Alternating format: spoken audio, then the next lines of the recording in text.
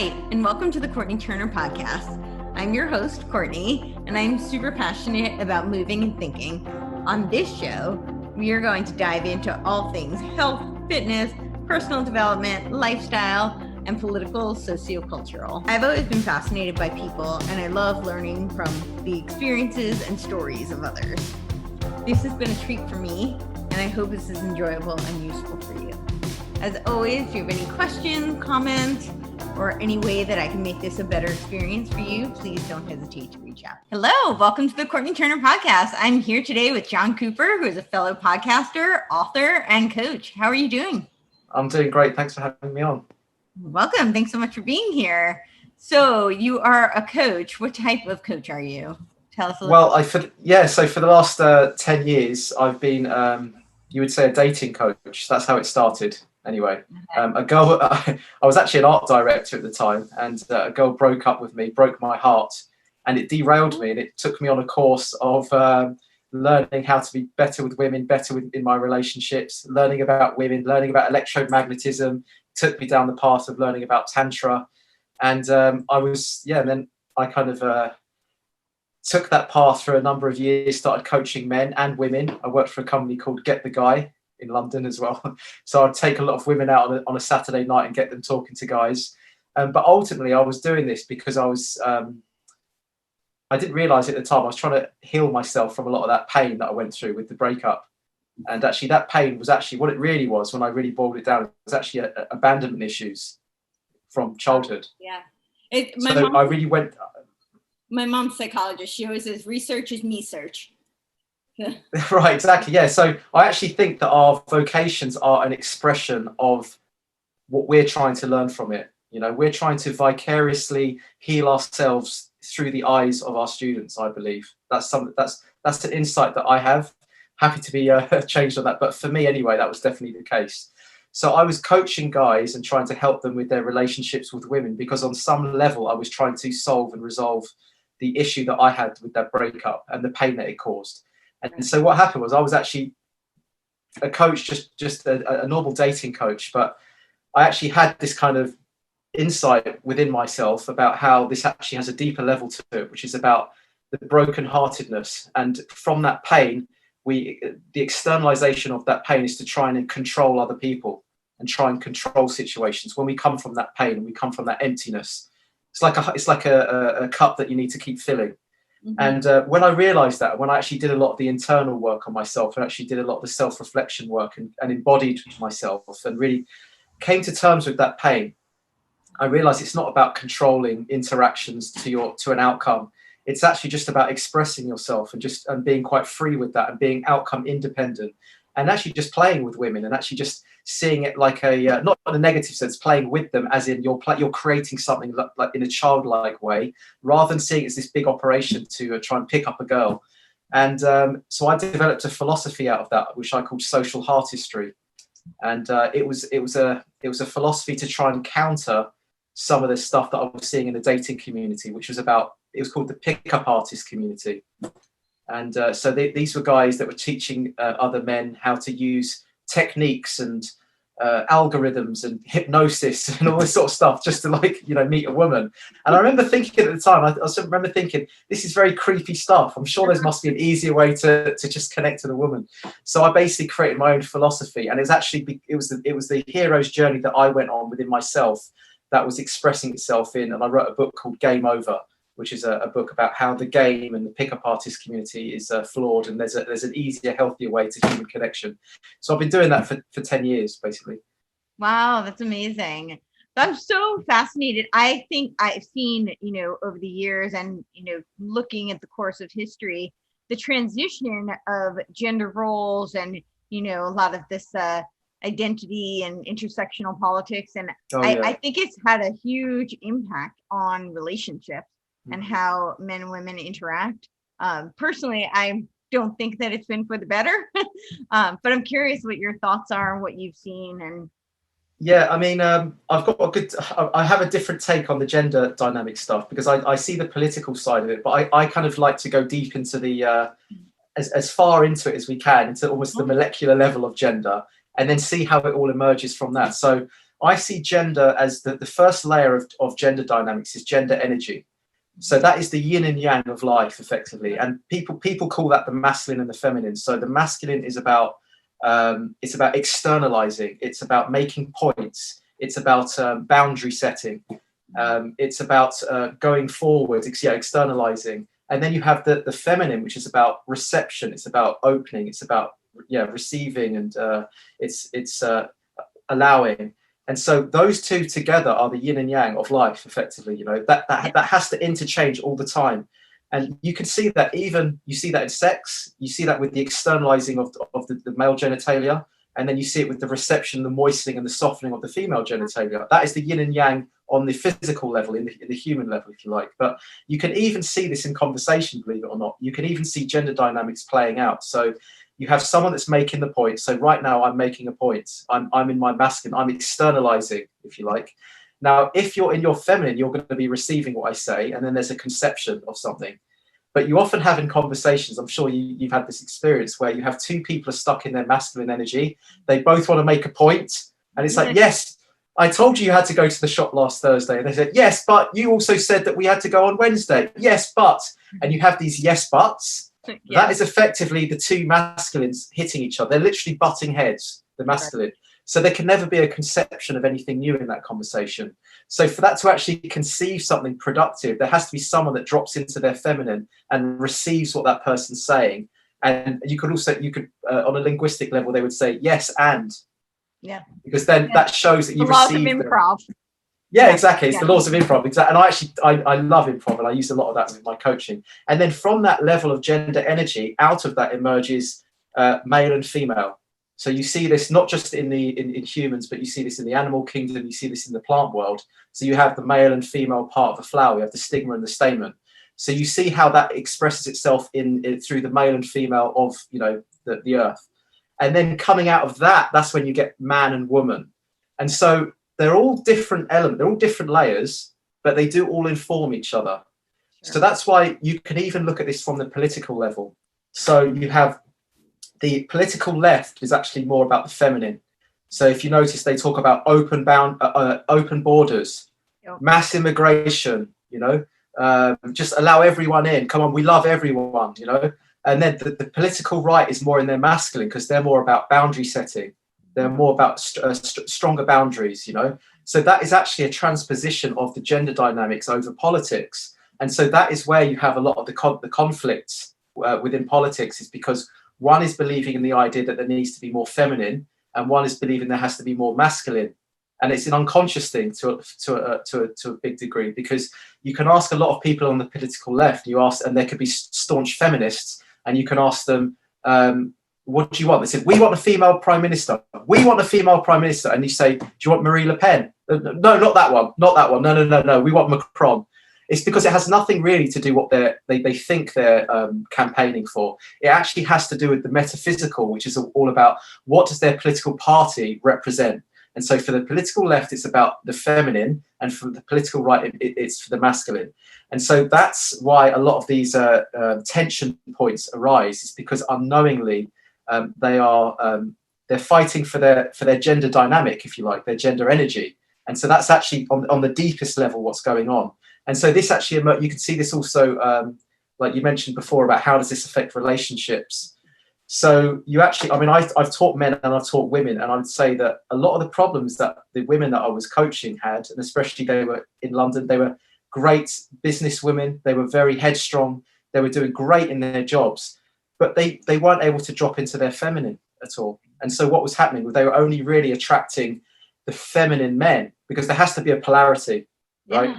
So the only way that they're able to create that arc of attraction was if there was a yin and yang created, the masculine and feminine. So they were adopting the masculine energy of point making, being very strong and making those points. And they would only really attract the men that were being passive and receiving that all the time.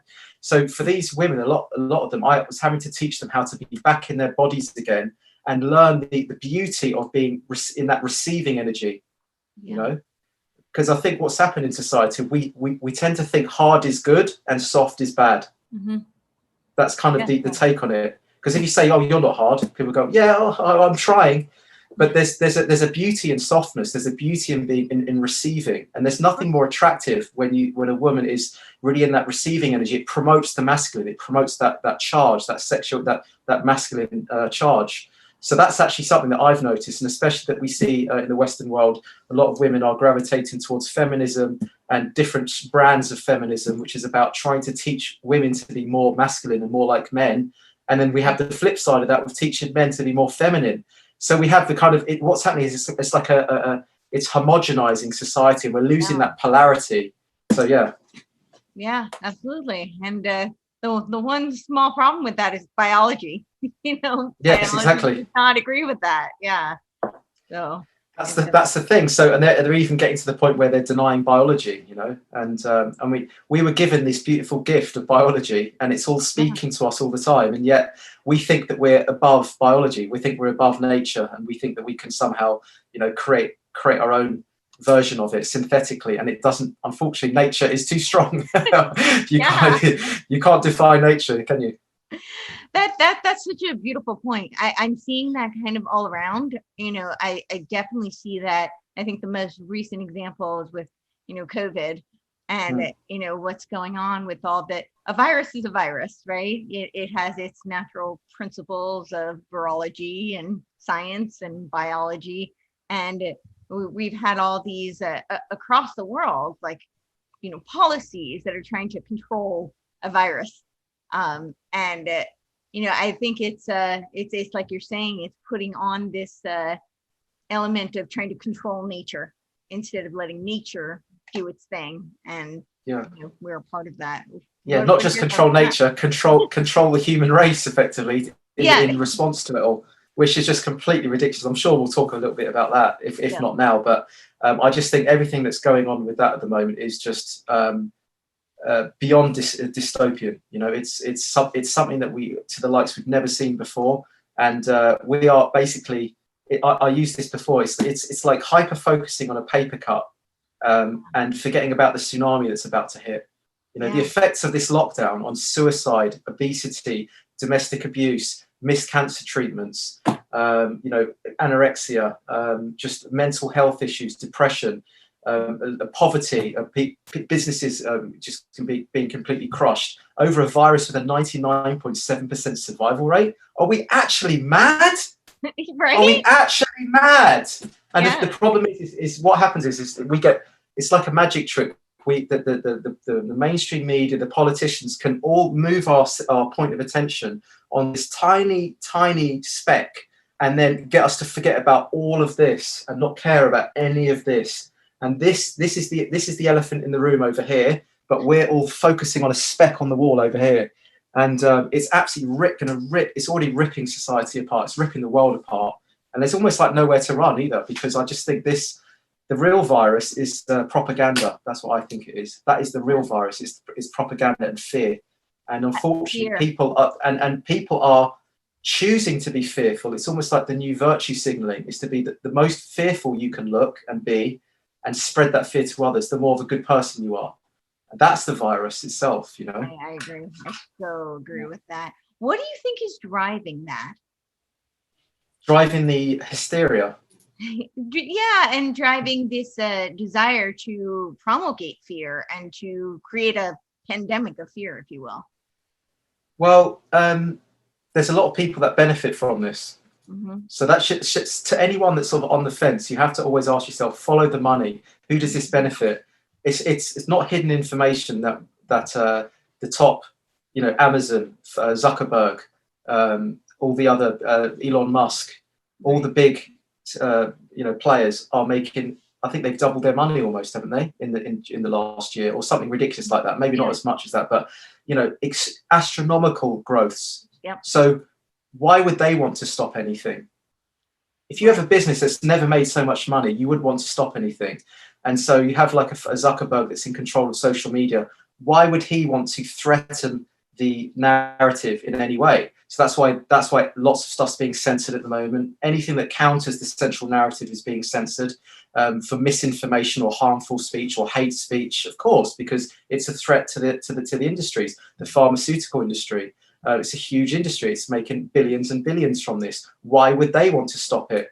And so it's very easy for them to have their people in positions of power, or that there to be a conflict of interest or some kind of relationship between them and the politicians, to make sure that no other message comes in that conflicts with the central narrative.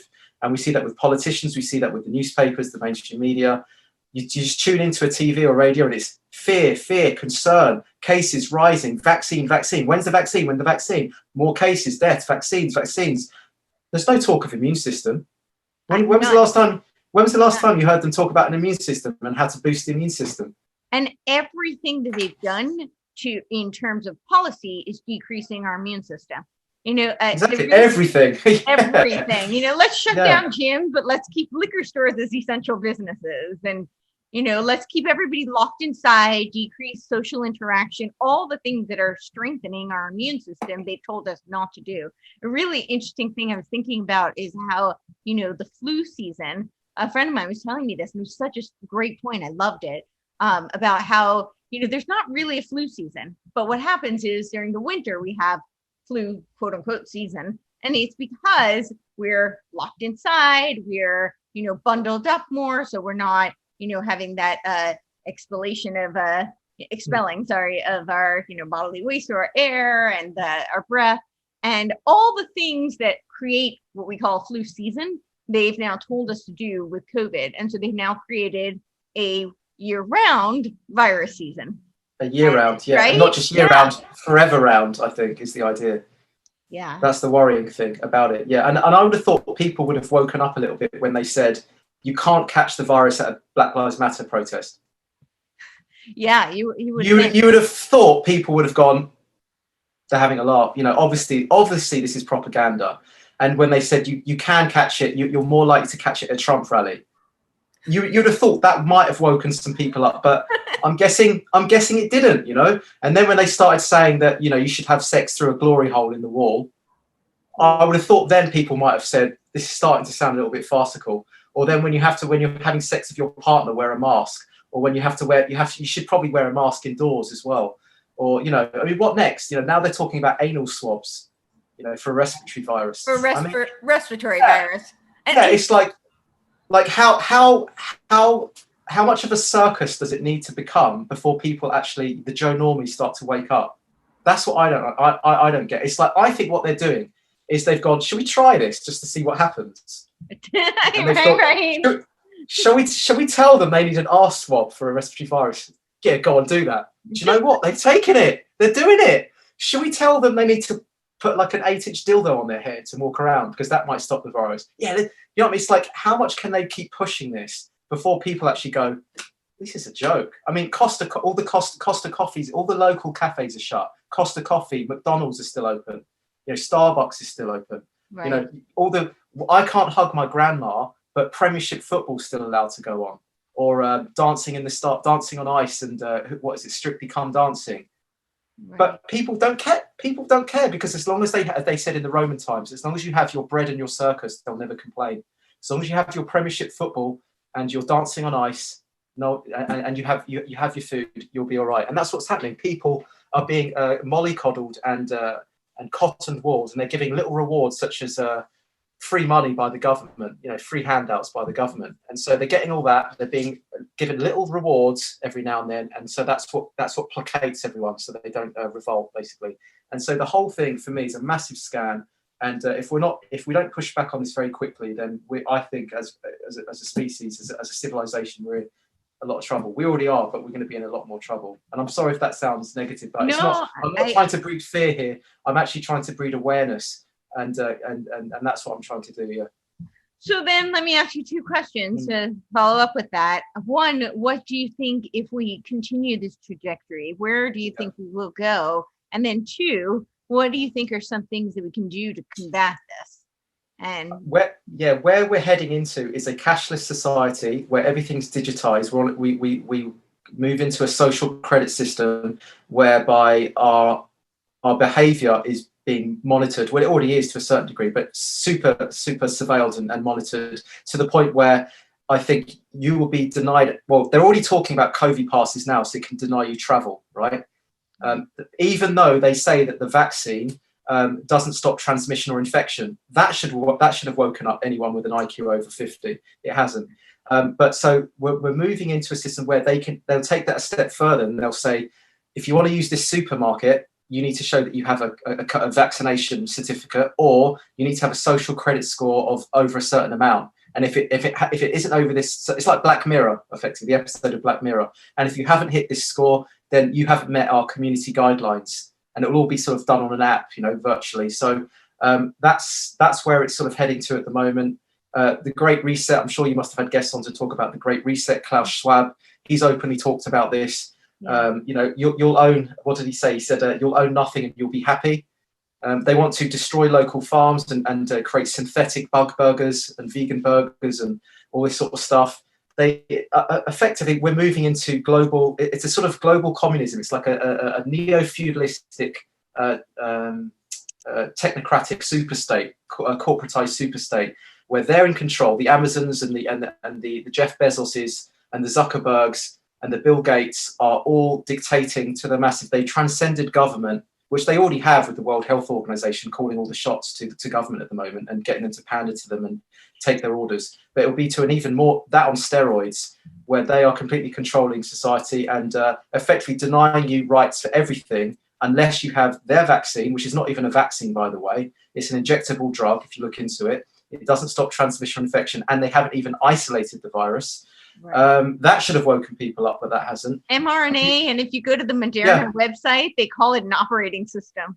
They call it an operating system. So then people say, oh no, that's just a metaphor. It's like, come on, it's not a metaphor. You can go on, anyone that's interested to look at this, you can go on Patent Scope and you can have a look at the Microsoft patent for this, which is a cryptocurrency device, which harnesses human energy, human behavior, human output, and converts it into a cryptocurrency. It's actually 060606. You can just type that in, type in patent 060606. It'll all come up. And this is the interesting thing, Courtney. None of this is hidden.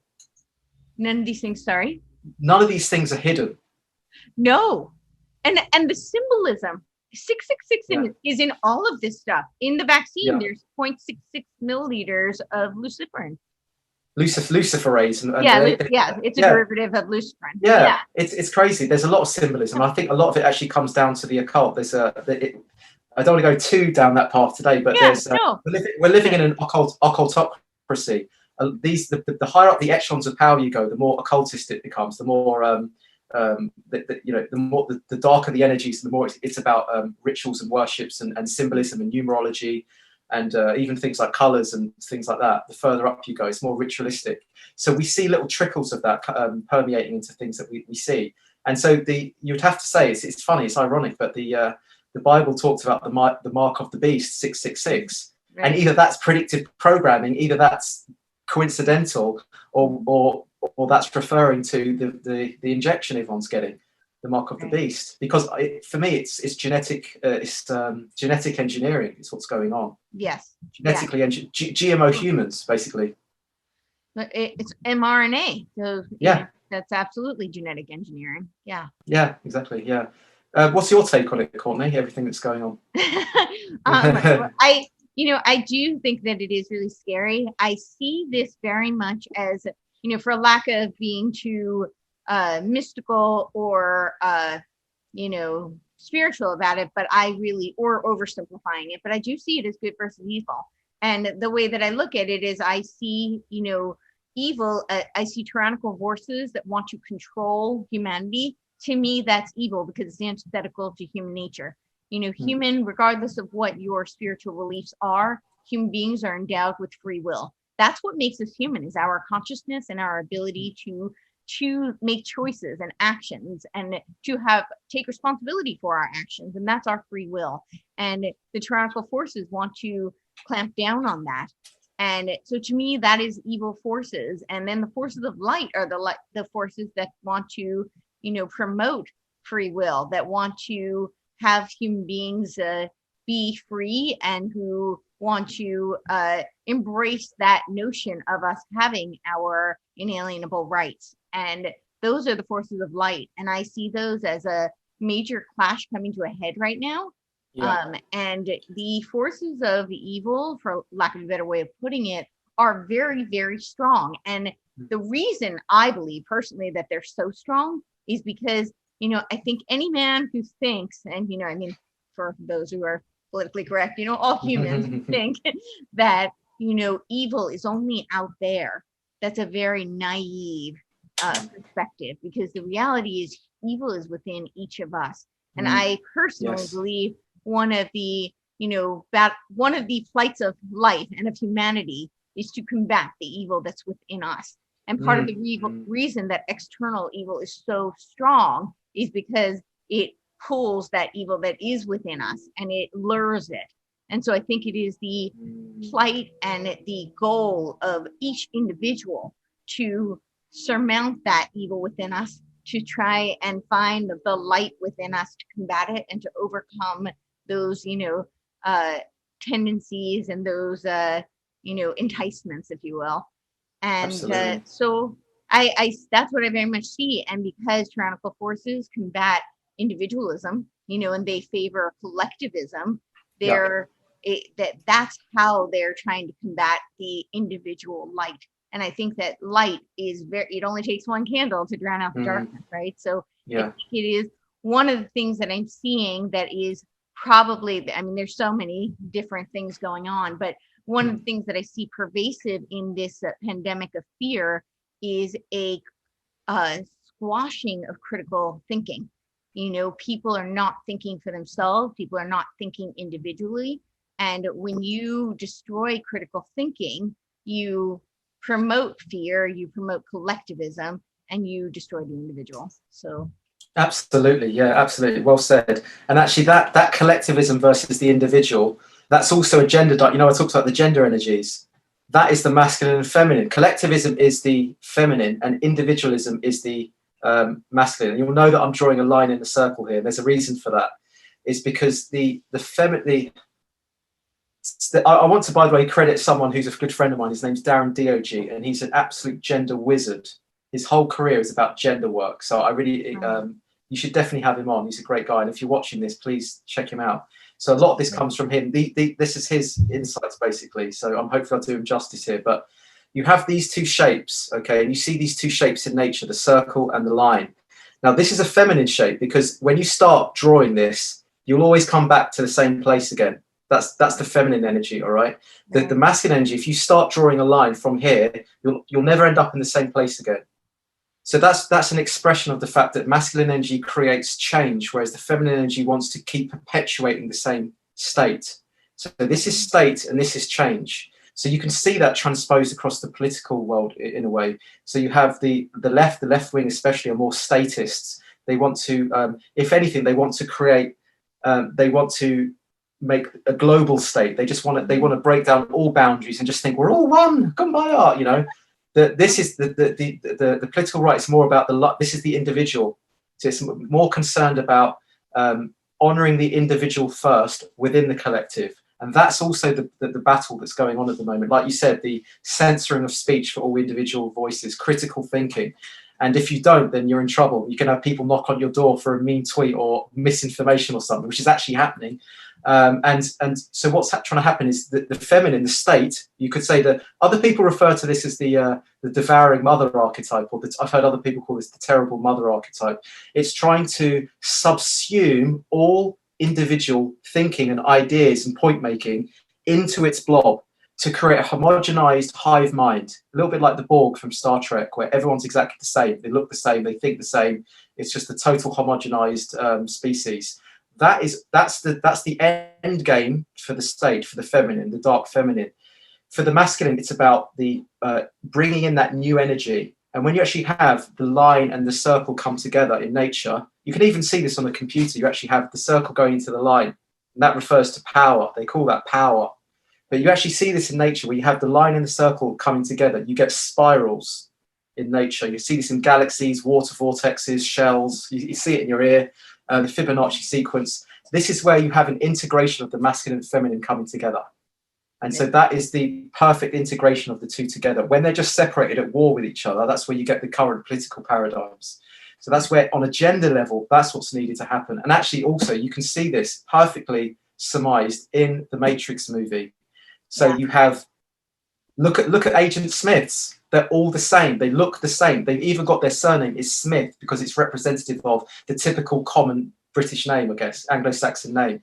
And then you have Neo. Neo represents the individual, right? He represents that line energy. He's the one that brings the new energy, the new change, the new ideas, the new thinking, the critical thinking to break apart the state. That's why he's called Neo. He represents, in Latin, it means new, the new change. Yeah. Also, look at these shapes. You have they're circle and line, but what else are they? What else would you say that is when you're typing on a keyboard? Well, what else would I say? A line and a circle is also what? It's not just they're not just shapes. They're also. Well, I mean, I can think of a lot of things. I know, yeah. We'll come on to that in a minute. Yeah. It's okay. Before you put your foot in it, they're numbers. They're numbers. Okay. Right. So we have one. We have 0 and 1. Yeah. And also, if you in the Matrix, what he is known as the One. Neo is the One. Yeah. So this is all for me referring to gender energies. Subtly, it's referring to the gender energies, and Neo is representative of the one that breaks away from the state, is so embodied to the fact that he can speak up against the system, against the state. And at that point, when he truly owns that, then he's able to dodge the bullets, you know, when he totally believes in himself and that power of the individual, totally owns his own self, total sovereignty, you know. So that, for me, the Matrix is giving it away, the Agent Smiths. And you'll actually see these Agent Smiths in your own social media friends. You'll see this even amongst your own friends and family, because you'll post something on Facebook, and then they'll quickly come and they'll jump in, they'll stick a laughing emoji on what you're putting, and they'll tell you, you're a tinfoil hat wearing conspiracy theorist. I wish you'd shut up. Yep. And so they, in that moment, they become the Agent Smiths, because what they're saying is, you cannot have an individual idea. I'm not going to let you have that individual idea. So next time, do not do it. And so you have that, it censors you. It makes you think, I better not say anything next time. And now what's happening is the individual thinking and point making is being subsumed into the state, into the hive mind. So that's kind of the war that's going on at the moment. So for me, it's just about remaining brave, remaining, really coming into your power, stepping it up, and being truthful to yourself, and getting into your moral compass. That's the most important thing. And speaking from that, and being that Neo from the Matrix, you know. That's what we need some courage, really. It's what we need to combat all of this. So that was my other question. What do we need to combat all of this? And I think courage really. Well, yes, a lot of courage and bravery in non-compliance. Yeah, that's what I believe. Because I think as good as I think protests are, I think the presupposition of a big protest is to say, you're beating us, you have the power over me, and I want to protest to get people to stop you doing this to me. But what that's saying subconsciously is saying that the presupposition is, I have agreed that you are in control of me, and I'm resisting to try and stop this, which you have the power that you have over me. Whereas I think the best way of doing it is just mass non-compliance. Like, just take the masks off, open your businesses, and get people to come and support your businesses, and let's create a mass pandemic of choosing life again. Yeah. And if everyone did that, everything would change in a day. But unfortunately, people are so, like I said before, they are so fearful and so obedient to the state. And you'll also notice it's a lot of the people on the political left are the ones that are totally loving all this and being really obedient, because they love the idea of Big Daddy, of the Big Brother, the big state looking after them and subsuming all your independency into that Big Brother figure.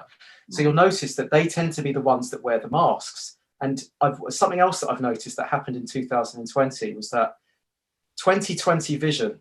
I don't know if you thought about this, but 2020 vision is when you see everything lucidly and clearly. Yep. And what did we see in 2020?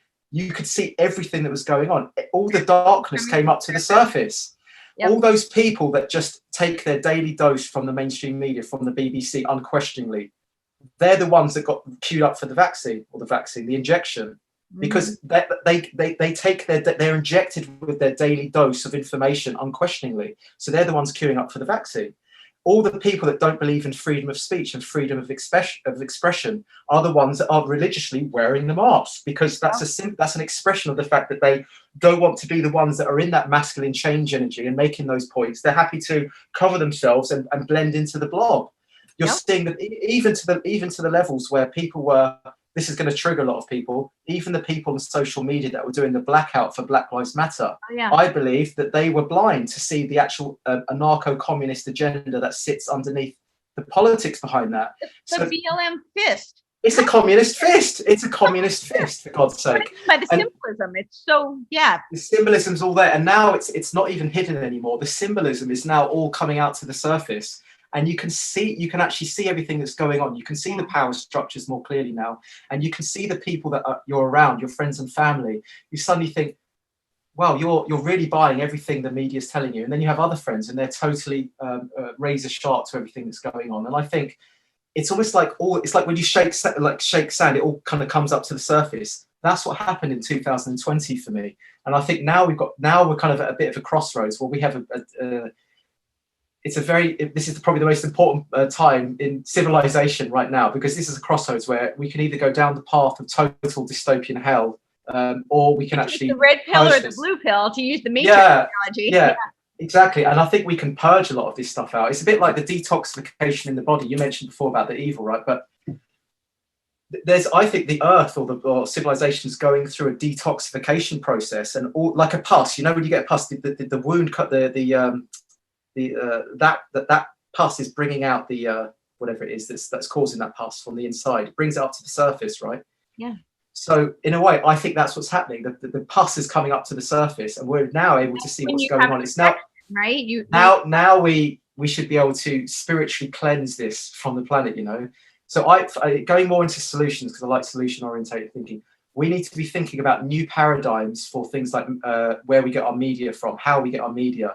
Like I've had this idea recently, and it's instead of just getting it from the man on the TV and just taking that information and seeing it in a newspaper, I think what needs to happen is we need to create a new type of paradigm whereby everyone goes to a protest, people go to these events, they shoot from the hip, it gets uploaded to some kind of website, an unbiased aggregating platform, which just takes everyone's video content, and then everyone can actually go in there and look at all these videos together, and then you could draw out from that the narrative, rather than it just being like a top-down narrative, if you know what I mean. It's a grassroots way of sourcing out information. I think that I haven't quite got it clear in my mind, but I think that's the way that the media has to work from now on. It has to be shot from the hip and done by the people. That's how I see news. There's a lot of it kind of is like that anyway, because we have Twitter, but there has to be something that's more focused on news events, where people upload all their videos live, all the shot from the hip, and then you can actually take and you can aggregate all that, and you can see what the truth is from that. You know what I mean? It has to be something like that, because at the moment we do have alternative media, but that all just gets shut down, doesn't it, very quickly? And there is also a catch with that, is that a lot of these alternative media platforms are seduced slightly by their advertisers and the people that are donating and things like that. So they're all they can all be corruptible, I think. So they have the potential to be corruptible, not give the pure message, I think. Yeah, no, absolutely. Yeah. They have their own agenda to be possibly, yeah. It's still top down in a way. Yeah, still top down. I'm in the process of launching a new site called Truth Matters. So. Oh right. Oh yeah, you showed. I was on your group. Yeah, great. You bet. So I loved when you were talking about the feminine being like the circle, the state, the collective, and masculine. And it made me think kind of just a return to primordial man, or like prehistoric man, where he was the hunter. He went off on his own. That's right. Journey to hunt, to provide, right? Yeah. And the women were tribal. They hunt. They gathered. They took care of the children together. It was a very collective tribal community. Yes. So, but that was working in symbiosis together. Yes, that was a shared agreement. That was a shared contract. That was like, we'll work to our biological strengths, and we will rear the children. We'll kind of make the food and create that collective, and we'll gather the berries or whatever it is to create that hub, and then the men would externalize. That's why even the symbol, you can see the arrow coming out of the circle, if you know what I mean, of the masculine symbol. That's the huntsman, that's the hunters. And so that's always kind of been the paradigm that we've lived in throughout the history of time. Only in the last 100 years or so, some women have now started saying, why is it the men that are like out there in the external world, and why are we stuck at home, you know? But no one's asked the men if they would like to be at home, do they? No one said, how do you feel about being the breadwinners and being forced to work like 50-hour weeks, 60-hour weeks, and more 80-hour weeks? Would you like to stay? No one's thought about that. It's just whatever the men have, these feminists want, you know. And so it's like I said before, it's creating it's what's going to happen. It's going to depolarize the sexes. We're already seeing it now. We're seeing what do they call them, the soy boys, the kind of the feminized men, and we're seeing the headstrong women, and it's going to create a homogenization, I think. And I think that's not by coincidence. I think that's by design. I do too. Yeah. Well, what do you think the intention is behind that? I think this is because when you homogenize men and women, so they're actually blurring the distinction between male and female. That's kind of where it's going, where there is no distinction between male and female. They're even saying that boys can have periods. So they're already pushing this stuff, right? Absolutely. They're already, how far do I go with? When the men become more feminized and the women become more masculinized, and then they're going to say that you can't even use the word man anymore. That's offensive now. Put an X through it. They even in Brighton recently, they said you can't call it breastfeeding. You have to call it chest feeding. And, you know, it's just like, so if you actually take that and take it to its natural conclusion, that is actually turning everyone into a homogenized, like the Borg, like a one where there is no male and female. It's just everyone is just the same, you know. And so when that happens, that is the perfect prerequisite to able to synthesize us with technology and turn us into like cyborgs, effectively semi-human and technological slaves, I believe. And I think that has to happen first. To able to move us to that point where we're synthesized with technology, you have to strip away everything that's intrinsic to the human. So you take away masculine and feminine, the male and female roles, masculine and feminine energies. You have to take away communion. You have to take away family. You have to take away spirit, wild-heartedness, dance, singing, joy. You have to take away local communities. You have to break down the families and communities and stuff like that. And then once that all happens, then we just all become, then you have to do things like don't talk to each other, don't talk to strangers, fear everyone. You have to keep 6 feet apart from everyone, no touching. So what this is doing is actually what this is going to do to humanity. It's actually going to strip us away from our biology. It's going to strip us away from our human nature, I should say. It's going to strip us away from our human nature. And we're seeing that already. I mean, think about that. Children have to go to school and they're in little boxes and little cages. Children, it's child abuse. It is child abuse. It's absolutely child abuse. And they're wearing the mask so they don't get the facial readings, which is part of their development. You know, we have studies that show that children, particularly between the ages of 0 to 7, if they don't have the facial recognition, they're more likely to develop dark triad personalities, like schizophrenia, paranoia, abandonment, trust issues. So a whole host. It's horrible, and I think that they're working on the children first because we won't be here in a few years' time. They're the new adults, so I think they're targeting the children first, and this is going to have a huge time bomb effect on the development of these children when they can't touch, they can't smile, they can't see, like you said, see people's expressions. Children need to play, they need to fall over, they need to bundle, they need to like play fight, they need to be roughhoused, with their parents and like with their father, to get them into their bodies. They need to make mistakes. We're creating a sanitized environment where they can't make mistakes, they can't touch anyone, they can't look at anyone sometimes. This is going to completely destroy psychologically these children. And then they're also now talking about getting doing experimental vaccines on children at the moment. I mean, it's just it's really crimes against humanity. These are crimes against humanity, and it sickens me that people still can't see it and still think it's about this virus. I mean, it's like, how bad do things need to get before? I mean, they're even talking about quarantine camps. They've got camps set up. they're talking about giving people 10-year jail sentences if they don't tell the authorities where they went on holiday. I mean, at what point does it get to before people go, shit, I now see it? Because do they have to be literally carted off to these camps and then held up against a wall with a gun against their head? Will they wake up then? I mean, I don't know at this point, because I think 2020 was an intelligence test, and I think we failed. And I can now see what, when people said, how did the Third Reich come about? How is it people didn't resist the Third Reich? Now we know. Now we know. It's because people are so stupid. That's why.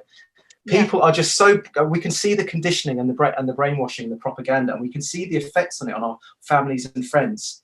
Yeah. I mean, I can have this conversation with my family. I can say, you do know that injection does not stop transmission or infection. I was reading that. So why are you getting it then? Why are you getting it? And it's just like, and they just give you the fluoride stare. That's the thing. They just give you the fluoride stare. It's like cognitive dissonance, where you're showing them the facts, showing them the website, the front of the website, but yet, but Boris Johnson told me differently. Right. I just heard from BBC, the man in the suit. His suit looked nice, and I always believe the BBC. He told me that I have to go and get it, otherwise I'm going to kill grandma. That is, it's really, that's what we're up against, It is, absolutely. I was going to ask you that earlier. Do you think that, when you're saying, like, some of this stuff is just so absurd and ludicrous but people are convinced of it anyway? Do you think that they really are, or do you think some of it is, I guess it's... I think some of them really are. Do you think some of it is, and I was going to say, I think that it's still, they really are, but do you think some of it is just this cognitive dissonance where they just dig their heels deeper because they're almost shamed and embarrassed of, the lunacy that they've been convinced of? Yeah, I think there's a lot of people that totally believe it. And I mean, I know that from just some of the people that I speak to. I think there's some people, it's like a bell curve. Let's look at it like a bell curve. There's some people that totally believe it. Then you get people that's like the moderates, I call them, kind of they're kind of on the fence about it, and they kind of like, they're looking on both sides of to see what's going on. They haven't quite made their mind up, but they're kind of acquiescing to the whole thing anyway. While they're wearing the mask and they're kind of going along with it. And then it kind of comes down to the other people who can you kind of see what's going on. And they're like me, I'm just saying, no, I'm not going to wear a mask. And if anyone's, I'm just exempt. I'm exempt. I actually made a badge the other day. I don't know if I've got it on me. I just made a badge saying exempt from fascism, and I just wear that in shops now. So it's like, so I have this one. So I have this one. This one, you can actually get this. It's like a card. It's a disability card. Oh. Where you could wear this, and if anyone says anything, you just say, I'm exempt. And if you need to show an authority, just show them that. And is that where is that from? The you can get this from the this is I don't know if it's the same in America, but you can get this from the UK website. Wow. So if I need to, I'll whip that out. But I also have another one that I sometimes wear, and it just says exempt from fascism. And I just wear it. And if anyone, and because they in our, I don't know if it's the same in America, but they have no right to ask you for a badge even. No. Under the Disabilities Act, they cannot ask. They can ask it once, but they can't probe you on that, because then it's seen as a what do they say? It's under some kind of Disabilities Act or Equality Act. They're not allowed to hound you, not allowed to harass you. So so that's kind of how I see it. We do have the American with Disabilities Act. It's a in America, and they actually can't even ask you what it is. That's a violation, both of HIPAA and the American with Disabilities Act. Yeah, there you go. I personally, I'm hearing and visually impaired, so I have lots of quote unquote disabilities. I never consider myself a disabled person. Can I ask you about you've got a very interesting story. I only kind of realized it when we started talking, but you've got an incredible story. So you had all these things going on for you when you were young. How old were you when you went through all those? From birth, my mom. From birth. Yeah, my mom had the German measles during first trimester of pregnancy, and so she. And right from then, when she found out, they tested the titer. The doctor was actually dyslexic. He misread the titer. He read it as being 112. Had he read it correctly as 121, my mom would have actually had an abortion. I would not be here to tell the story. But when I was born, lots of rubella babies. I'll give you the very Cliff Notes version of the story, but they don't fare well. And, they were covering up for the doctor. So, we didn't know at first what all the complications were. But I was born with a cataract in one eye, so I am blind in one eye. I was born with hearing impairment. We didn't know when I was younger because I actually learned how to speak by reading lips. So Wow. the masks are horrendous for me, and like, really, really trying to every coping mechanism I've ever, developed because I read lips, and I learned how to read lips, and that's how I learned how to speak. But when I was about 6 years old, we realized I really had a very significant hearing impairment, and I got bilateral hearing aids. I had heart surgery when I was a year old. I was born with hypotonic limbs, so the muscles in my limbs didn't develop. My growth was stunted. I had fine and graphic motor impairment, missing 10 teeth. Yeah, so, they told my mom the best she could hope was to find a nice institution for me to spend my life. So. What is the story? And what was the change for you? And how did things start to, how did you heal from all that? I think my mother and my grandfather were very, very determined. They went, even from the beginning when they were covering up for the doctor, my mom was searching. She knew something was wrong. They kept telling her, baby's eyes don't focus. And she, well, one eye's focusing, like, why is the other one rolling up in the top of her head? That doesn't make sense if baby's eyes don't focus. So she finally found a doctor who confirmed that I had a cataract. She recognized that it looked a lot like her father, my maternal grandfather, who had cataract. And when they did the cataract removal, back then cataract surgery was not what it is today. Today it's a very routine procedure. They actually pulled the iris and they left debris behind the iris. And so they had to do what's called a retinal cleanup. And they found rubella pigmentation behind the sighted eye. So that began the series of my mom hunting around, different doctors and trying to find some sort of assistance for me and, whatever kind of medical advancements could be used. But really, I attribute so much of it to, like, I've always been very, very determined. For better or for worse, that, my mom always says I'm one of those people who like doesn't know when to cut my losses and run. But I think that will has really served me in overcoming a lot of my challenges. I think, a lot of my movement practices have enhanced like my, kinetic sphere and my proprioception, compensated for lack of vestibular sense. And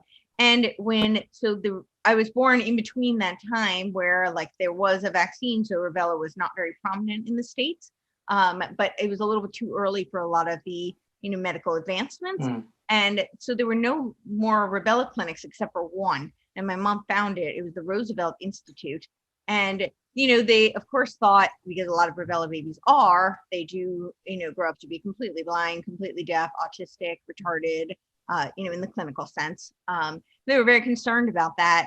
And I did a lot of what you would call like mimicking, because that was my way of, because I couldn't hear and I wasn't seeing well. I wore a patch over my sighted eye every other day of my childhood. So I was essentially blind and deaf every other day. And I did a lot of this just mimicking and trying to figure out how to relate. And so, of course, they were convinced that I was autistic and retarded. And the Roosevelt Institute, which was the last of the rubella clinics, told my mom, they said, we're not at all worried. She's going to be absolutely fine. She said, why? Everybody's so concerned about all this, hand gesturing and mimicking and imitating. And they said, she has such a vivid imagination. She's using that as her coping mechanism. And she's creating her own world. I actually created something called Bubble Land, which was like a world because I wasn't, part of everybody else's normal world. So I created my own world and I invited other people into it. And we spoke gibberish, applying the laws of improv, which was, the and yes and. And we understood each other because kids are great at communicating with nonverbal communication. And they do accept the premise of yes and they have very strong imagination. So that was the way I was able to use my imagination to build my own world and develop coping mechanisms that would enable me to then, relate, in a more. Wow. So it's the power of imagination and power of will, I would say. I really do. I am, I'm not particularly religious, but I am very spiritual. And I very much believe that from, conception, my will wanted to be here. Like my definitely had a desire to be here and to live and say yes to life. So Amazing. And then so now you actually help other people get into their bodies, and do you help them with their imagination, or is it like a total thing? Yeah. Well, I think so much of, being in you're in, like you were saying, with when you work with relationships and you coach Yeah. men and women, a lot of it is inhabiting their bodies, right? Because Yeah. we get into this very much like the Cartesian dualism of, like, are we mind, body, and we separate, we split a lot. And the reality is we're mind, body, and spirit. We're all of it. And until we fully inhabit and drop into that, I don't think our minds and our consciousness can be fully realized. We need to do that. And so I think, yes, very much a part of like inhabiting your body is inhabiting that sense of play, and that broadens your imagination. And that's kind of what I was talking about. That my social artistry project was what I was trying to do, because the current way of dating was all about seeing everything as separate objects. They even used to call women like the object or the target, and you would approach the object or approach the target, and then you'd use all these very kind of lifeless, soulless words to describe a kind of an organic conversation. So social artistry is exactly what you just said. It's about returning to the heart of a child. That's how I refer to it. Because if you look at children, they're not trying to get outcomes. They're more concerned about the play. They're luxuriating in the play of the moment, rather than doing something for the protracted outcome of that thing. So if you see children in a playground, they're not going approach the swing, go to talk to that, approach that person. They're just like, it's one big pool of potential. It's like potential adventure, potential fun, and that's all there. And no matter where they go, it's all rewarding, moment by moment satisfaction from that. Yeah. But as adults, what happened is we've lost that ability to play, and we see that I'm only going to be fulfilled once I get that thing. So once I get I'll work all hard for a weekend, I'll work all year for a holiday, I'll work my whole life off for that pension. It's that thing, you're kind of putting off this thing, you're working for that outcome, and then when you get it, you're meant to be happy. And I think that the lessons that we need to learn are from the children. So children are very forgiving. They'll let things go quite quickly. They are very honest until they get hurt, and then they have to learn how to be a little bit deceptive. But that honesty is like a natural thing, isn't it, with children? They're like brutally honest, some children. Yeah. And they're very tactile. They are very they have no qualms about even being naked or touching people. It's just all very kind of natural to them. There's no taboo around that. They're very giving. So you'll notice that they might run off and they'll bring back a little leaf. Have you seen kids do it? And they give a leaf to their mum just for no reason.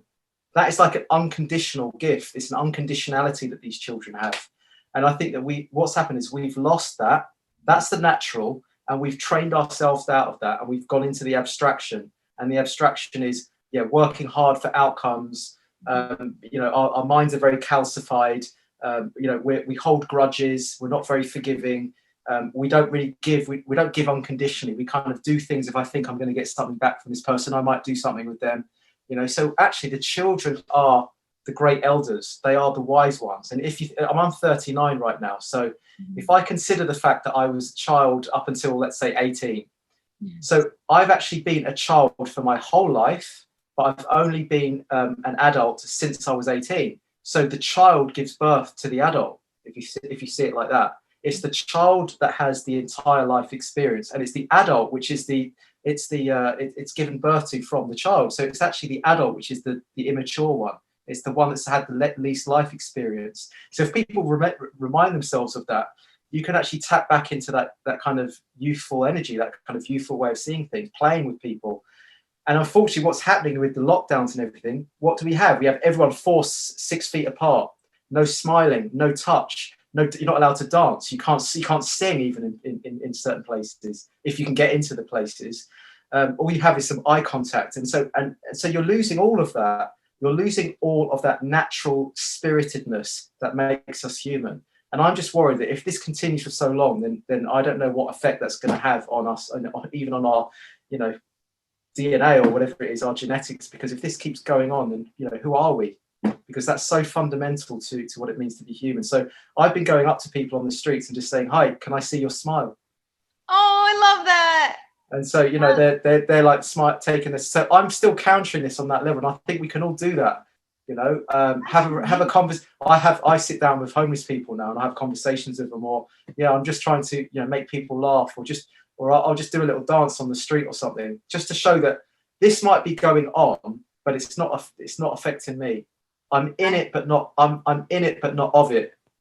Yes, absolutely. I think we need more of it, and that's such a beautiful way to practice civil disobedience. And it's not in a angry militant. It's in the warmest of humanitarian ways. So because if you look at children, they're not the ones that are kind of just walking around and they're not really knowing what's going on. You can still see that youthful, playful energy, inquisitive energy that they have. So I think we can do that. We can use some of that too. And I think one of the things that when talking about all these sociocultural,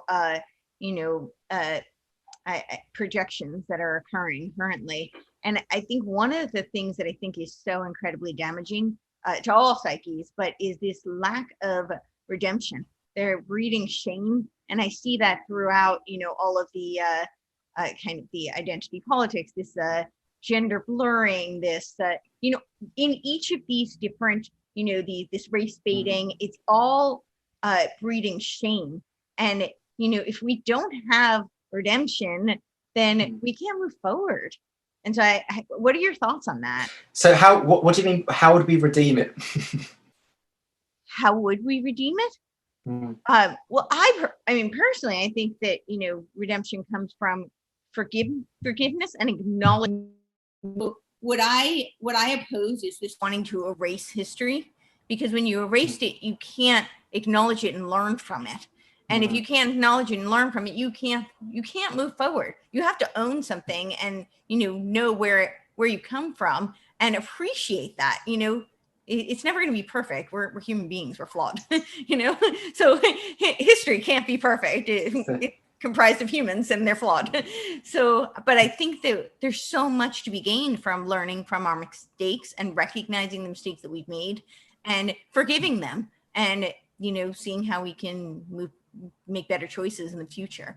That's personally what I think. I don't know. What are your thoughts? So you don't believe in pulling down statues then? I don't. That's not my. I'm not a fan. Because that's again damaging. I really think very. Yeah. What are your thoughts? For the reasons you just said, you need to be able to look at things to remind you of the past, to kind of leverage where you are now and see and reflect on things to see how you've evolved as a civilization. You know what I mean? But when you pull down all those things, then it just, again, they're trying to, the collective is trying to rip apart anything that's associated with the various point making, historical point making. So that's why statues are coming down. They're even saying, I don't know if it's difficult to know what's parody and what's satire and what's reality at the moment, but things like maths is now patriarchal. Maths itself is some kind of like male dominated structure that needs to be pulled apart, dismantled. Even maths, science as well, saying that like there's two genders is now hate speech. So all these things that are the bedrock of what we know to be true is being pulled apart. And then what does that leave? Then you have to ask yourself, what does that leave when you take that to the conclusion, when you take that to the furthest point, to the extreme? What does that leave for society? Not much, I should imagine. Yeah. Not much. And when you talk about children, what I think is so fascinating about that, I think what you're really expressing is that children they're authentic. They're in their authentic state.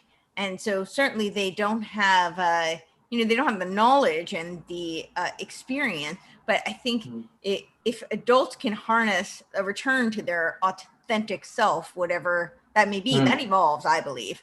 On that. I do think it's an evolving. I don't think authenticity is stagnant, but I think to harness authenticity throughout life, that's the inner child, if you will. And that's the inner child. Yeah. And like you said before, it's the as above, so below. The darkness, the evil is also within us. The darkness is within us. And I've noticed the people that can actually see what's going on at the moment, I know for a fact, because I've worked with a lot of these people, they're the ones that have done a lot of that work themselves. They've done a lot of that psychic cleansing work. They've been to the hell worlds and back. Yeah. You know what I mean? It's a little bit like the hero's journey. I don't know if you know, Yep. like the Hobbit. He doesn't want to leave the village, and then he gets baited into it by the herald, and then he goes out the village. And then there's normally a bridge in these movies, and when the bridge collapses, that's representative of the fact that there's no going back. And then they normally go into the darkness, or the belly of the whale in Pinocchio, or like the dragon in Lord of the Rings, or something like that.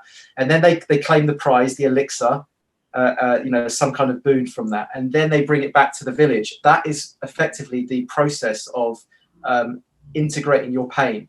So when you go down into the darkness of your own unconscious, your own psychic world, you have to face the dragon, don't you? It's like you confront the dragons, the beast, And then if you're able to work through that and integrate that pain, then the prize, the gold, the elixir is to be able to kind of like you haven't. It's not like a defeating as you've glassed over it. You've integrated it, and so you've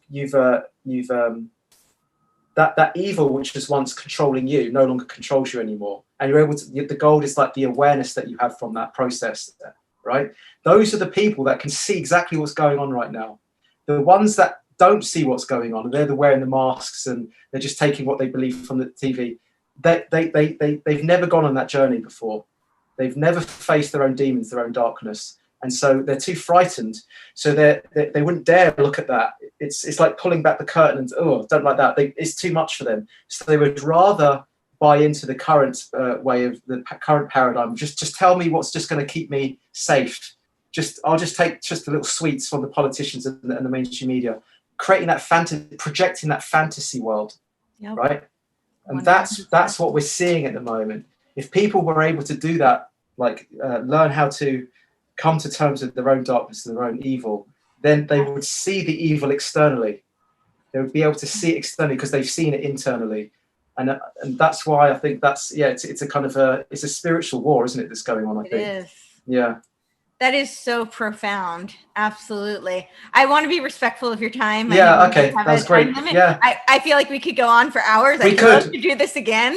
That'd be great. Yeah. That'd be great. Maybe I can have you on my show as well. We could talk about I would love it. Absolutely. Yeah. Well, tell people if you have any closing things you want to wrap up, and tell people where to find you. Yeah, I mean, at the moment, because of the lockdown, I've actually started my own podcast, and I'm trying to invite on thought leaders and people like yourself and like authors who I think are creating, speaking up against the central narrative. They're in their individual point making, and they have a message that gets they're deplatformed or they're ridiculed, but they have a very potent message. So I'm inviting on these types of people. It's a YouTube show. It's the John Cooper Show is the name of the link, and the podcast is called Raising the Bar, and so that's about raising our level of education, our awareness, and trying to lift us all up, trying to take us out of the quagmire. So that's what that's the name of the podcast, and I'm doing that at the moment. And of course, I'm still doing some coaching as well, but obviously we're a little bit limited by the person-to-person coaching at the moment. So that I'm doing a podcast. If anyone would like to check that out, that's on my YouTube. It's also on iTunes, Spotify, and Google Play. I love it. Thank you so much. And yes, we'll definitely do this again. Thanks, Courtney. Yeah, lovely. Thanks for having me on.